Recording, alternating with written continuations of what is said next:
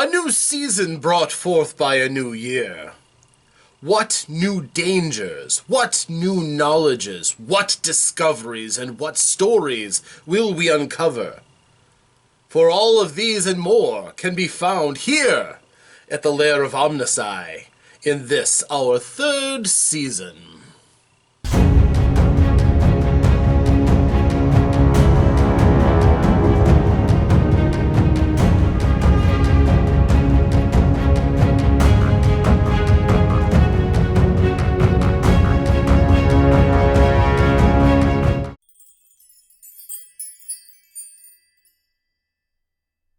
Hello friends, I am Rob here with you once more in my basement lair. And today we are going to talk about a video that I've recently witnessed, which was done by my friend Lee, or Juce on YouTube, from his Master the Game series. Now, Lee is very prolific. He makes a lot of videos about whatever comes to his mind, which is cool. But he recently did one that I could see some people kind of getting upset with. It was called something like Confessions of a Mad GM. And I've done this myself. I have my Confessions of a Guilty GM or a Humble GM or something like that. But one way or the other, he posted a video wherein he admitted that as a game master, he enjoys using his role to hurt the characters of his players. He actually enjoys not just challenging them, but hurting them. The feeling of a reward for making their characters suffer.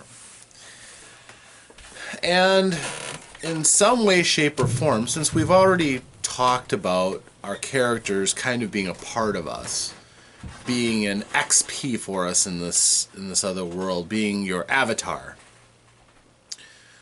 a feeling that the game master is a sadist who actively enjoys watching you suffer, which is a theme that has gone on with real humans, and the idea that there are gods that want you to suffer. Gods or demons or devils or what have you.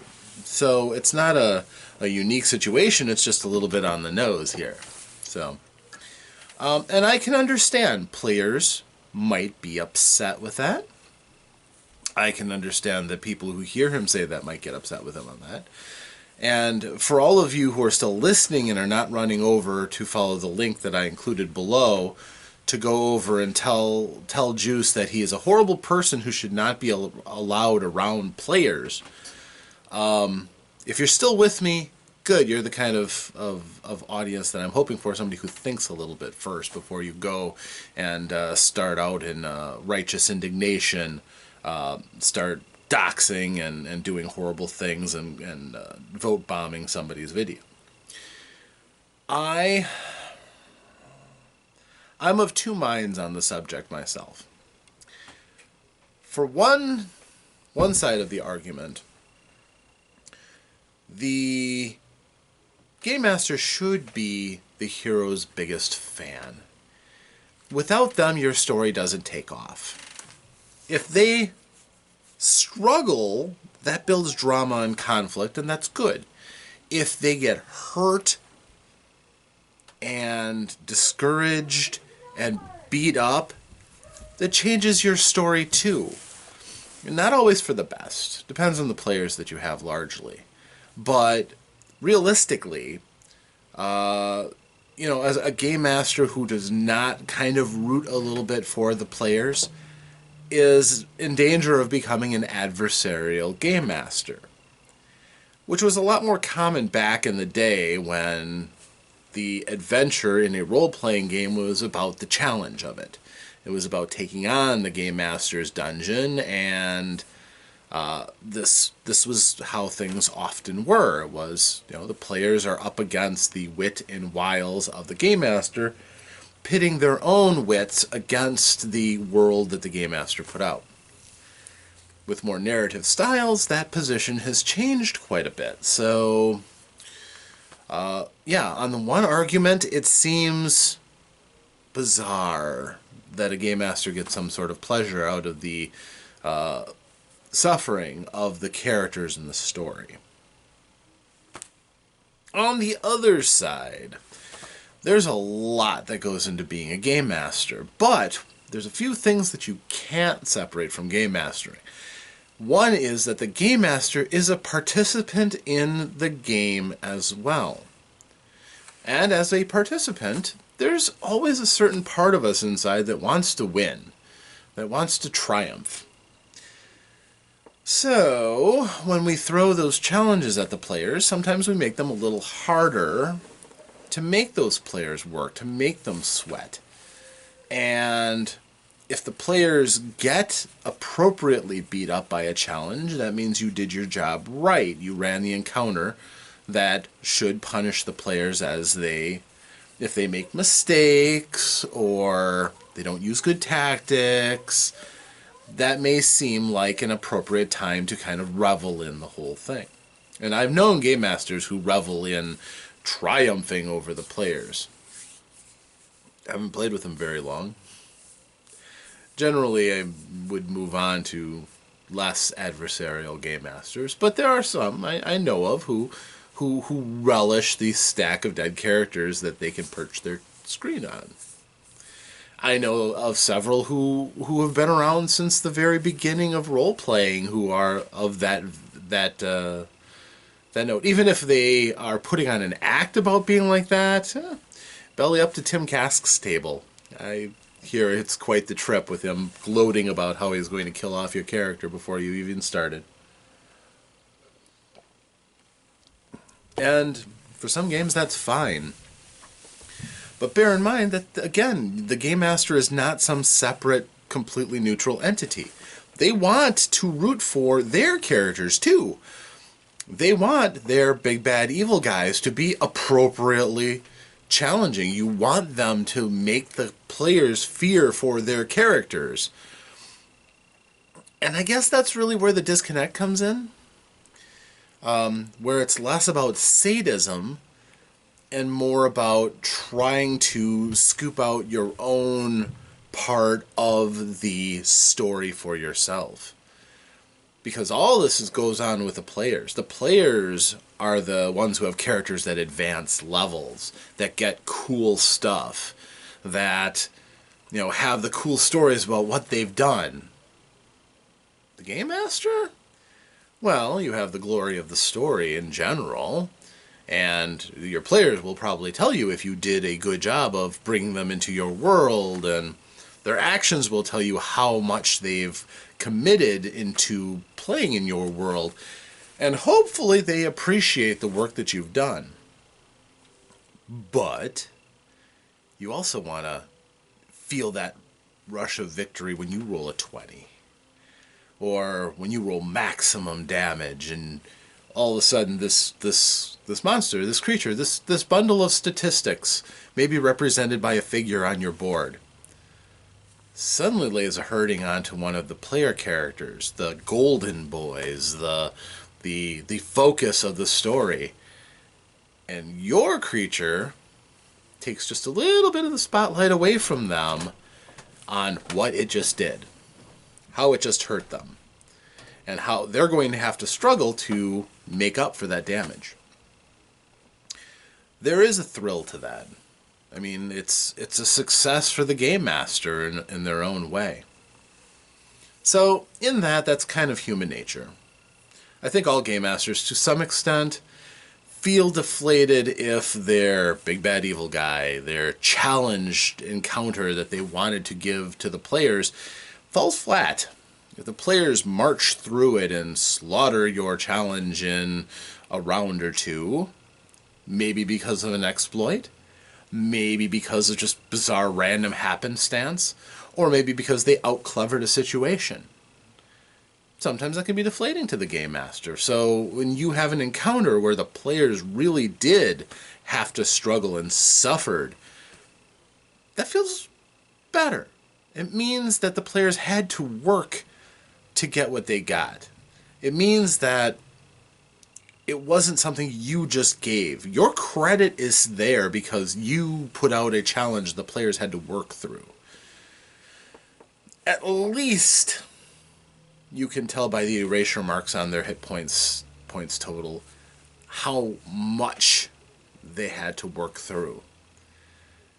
I know, as a game master myself for many, many years, I don't like encounters that go without the players spending something. Whether that's intellectual capital, where they think their way through things. If they think their way through things and get through an encounter without any damage, I'm fine with that. They had to earn it. Legitimately, they did. And they deserve the rewards for what they did. Be it experience, treasure, what have you. If they roleplay their way through a challenge, even better yet, honestly, I prefer the roleplay. If they use good roleplay, work together, and get through a situation, or get an extra bit of leverage, or get possibly even obviate a challenge because they roleplayed their way around it. Challenge doesn't exist anymore because they settled it as talking, thinking people in that world. I don't consider that a loss as a game master. I consider that another victory that the players themselves pulled out of the story that they can then take pride in, that they have earned whatever they get out of that. And that's perfectly fine for me too.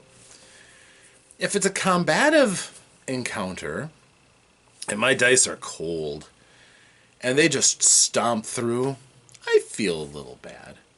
I'll generally, if it's really rancid, I'll take the player who's off to my right and I'll say, look at these dice rolls. Normally, I don't encourage them to look at my dice. There's a certain level of trust, and honestly, it takes a while if you roll everything in front of them, at least for me, in the situation that I've got here. But I'll freely go, hey, look at this. This was horrible. And they'll go, oh, wow. We aren't really earning how we're skating through this so much. But on the other hand, if I start rolling really well and I roll some crits, almost every crit that I roll that does extra damage, that does do something really horrible, I will also often have one of the players witness it to show that I'm, this is all legit and I'm not just hosing you for the sake that I can. So if they had a tense, taut battle, a struggle, wounds were inflicted on both sides, the players finally standing there spent, exhausted, but triumphant, the rewards are that much sweeter. As a game master, you did your job to challenge the players, and they've earned that. And yeah, you can feel satisfaction in that. If it feels a little bit better because the players, took damage, and possibly because they fell prey to your scheming, so their challenge was even greater, so much the better, I think. If it made a memorable encounter that they'll be talking about for months and years to come, yes, absolutely. That's all on the table. But there's a few lines that I feel should not be crossed. And I feel like I know Lee enough to think that he's never going to cross these lines without excellent reason. And the first one is fudging dice to help your creatures. That's a rough one.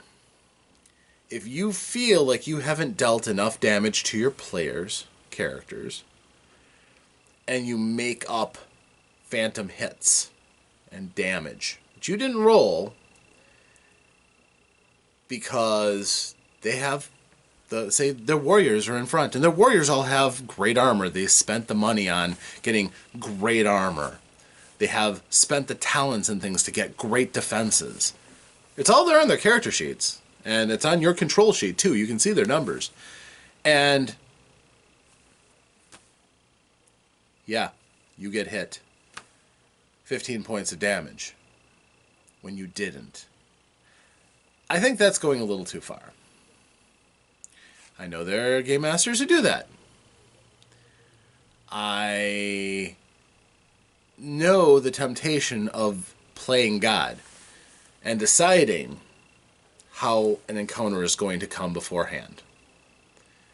I'm happy to say that I don't do that anymore, because if you allow the dice to be the random arbiter of what happens, two things happen. Number one, you're absolved a little bit when bad things happen to the characters. He doesn't like killing characters. Hurting them? Fine. Making them know they were in a battle? That's fine. Killing characters? I think he and I both dislike that to a great degree, because we're narrative game masters. If somebody dies, all the hooks, all the threads that we've had dangling for them to grasp and pull into the story, gone. Now we have to go and reweave those webs with which to draw the story. And that's an incredible inconvenience. It's a disconnect for people who are emotionally involved in the story. When you watch Star Wars,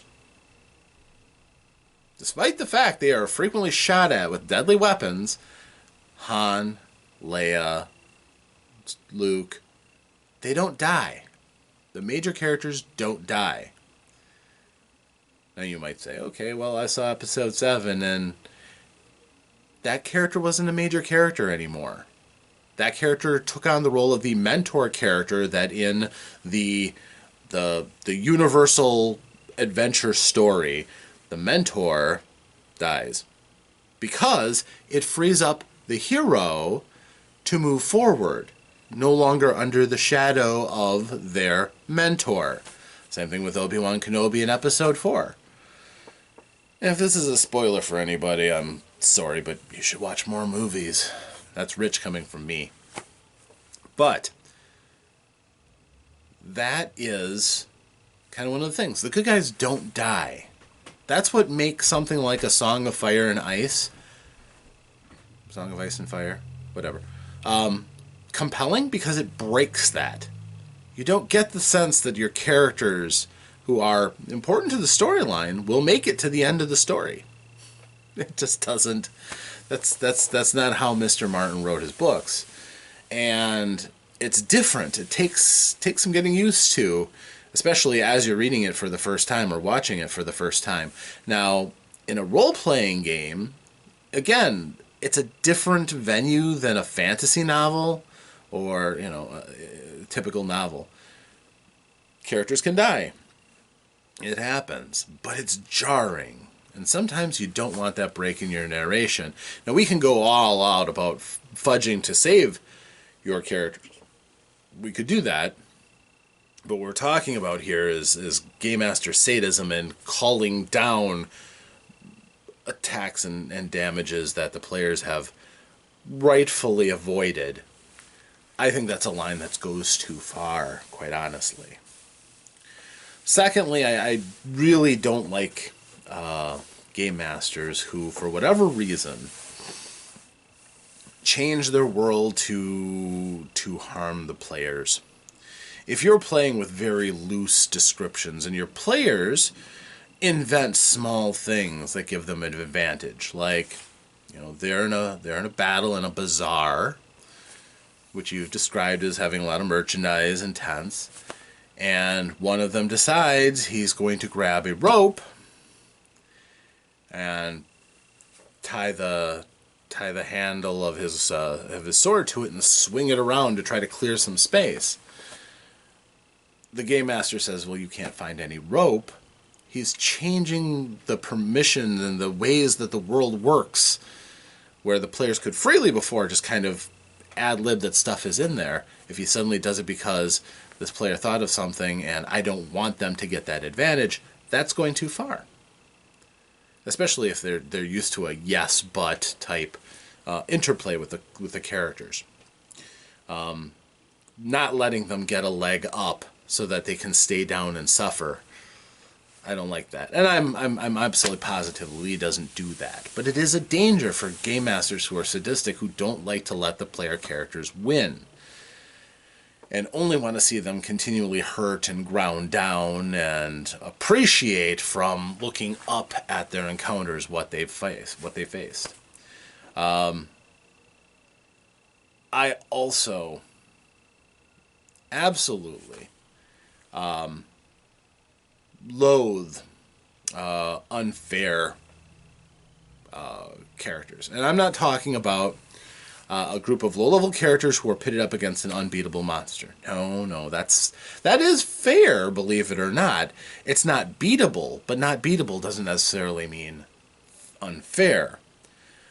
Unbeatable and locking the players down so they can't get away and then are inevitably doomed, that's unfair.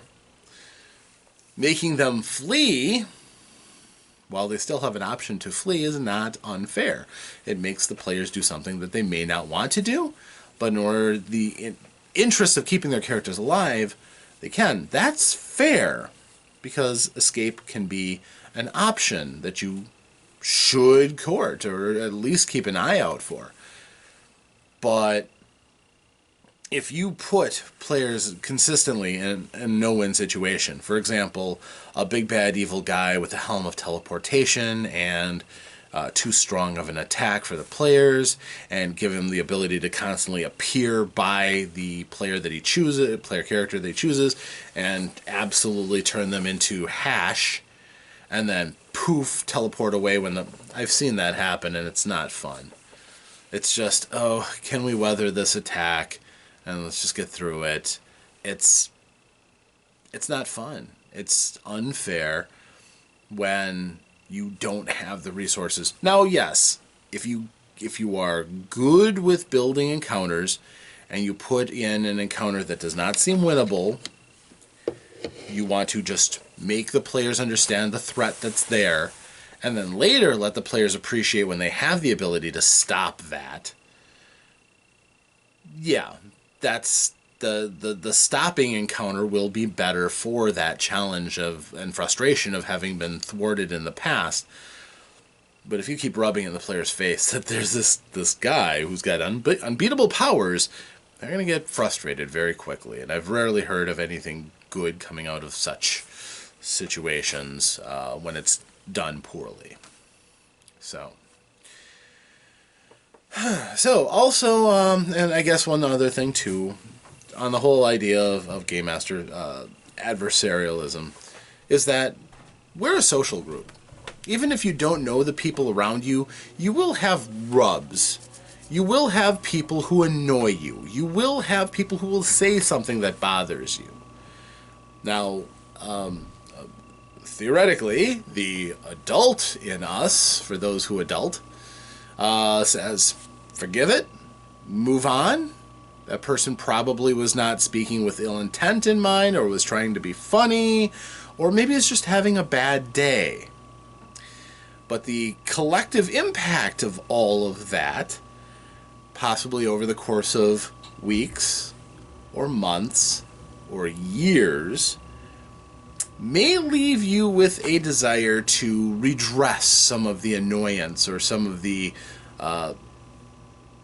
hurtful things that may have been said, or the teasing or the nettling. Game Masters are human just like anyone else, and we get our share of that. Certainly my players will remind me of various mistakes that I've made, or encounters where my dice absolutely bombed and they rolled something that looked very fearsome. It happens. It really does. You do get a small sense of satisfaction in feeling that you've redressed some of what's been done to you. But a good game master can forgive and forget as quickly as the occasional insult comes rolling in, or something that needles at you a little bit. Just, enjoy being there with other people. Appreciate for what you get, and honestly, rarely is it all going to come your way. Oftentimes, there's an interchange on that. Everybody gets comfortable. Kind of, in some ways, we do it by insulting each other. or needling at each other and pushing each other's buttons and, you know, testing boundaries. You just have to appreciate that's going to happen sometimes. But can it lead to a sense of satisfaction when you do slam somebody's character who has been bothering you? Yeah, it's human nature. We're humans. It's going to happen. So I think that I can, quite honestly, absolve Lee of, you know, any of the sadistic DM torches. Pull out the torches, pitchforks. I'm not going to do that to Lee, because I know he's a good guy and he loves to tell a good story, and I have not yet had a chance to play with him, but it sounds like he keeps in good company and tells some good stories. So yeah, can game masters be a little bit sadistic? Yeah, as long as it's kept in check, as long as it doesn't ruin the game. You can get satisfaction out of the disappointment, the dismay of other players over how their characters are treated.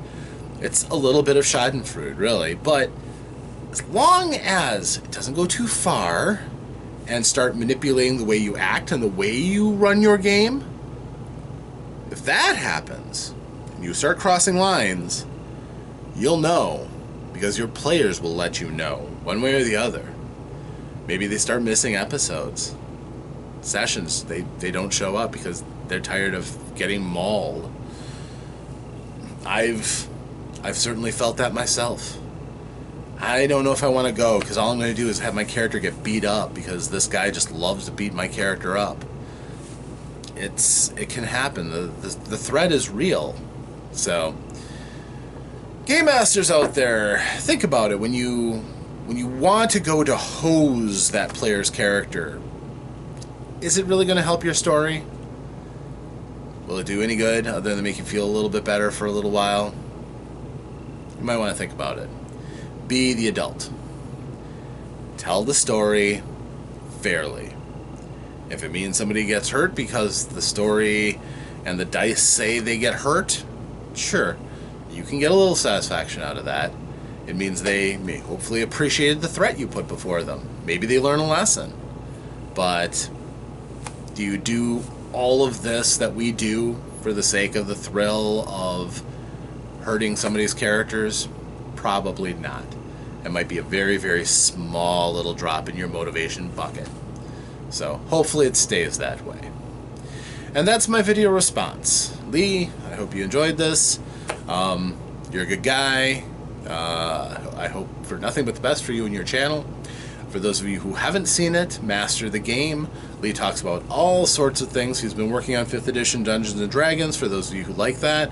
But he's not afraid to tackle other things. He also had a nice little bit on Champions, or the Hero System, a game that he enjoys. So, yeah. But I'm Rob.